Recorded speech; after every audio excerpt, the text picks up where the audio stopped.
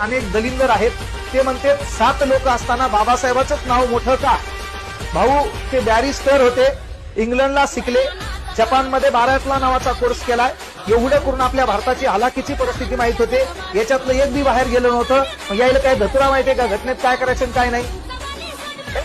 मग तिथं बाबासाहेबांचं नाव येणार असेल, मग ज्या माणसाने जे काम केलं त्याच्या कामाला व्हॅल्यू द्यावाच लागतो ना तुम्हाला. बरं तुमच्यासारखे 2-4 फुटुरे जरी म्हणले समजा बाबासाहेबांनी काय केलं, बाकीचे बी लोक होते आणि काही काय आहेत पा उगं भाषणात बाबासाहेबांचं नाव घ्यायचं, माघारी कार्यक्रम बरोबर वाजतचा. तर त्यांनी लक्षात घ्यायचं ज्या माणसाचं जे काम आहे ते काम तुम्हाला मानावंच लागेल. याच्यात दोघांनी राजीनामा दिलाय, म्हणजे एक जण गेलो होतं त्याच्या जागी दुसरं आलं, एकाने राजीनामा दिला. 5 जणांचं नाव इतिहासात कुठंच दिसलं नाही. डायरेक्ट इथंच कसं मोठं होईल भाऊ, है ना?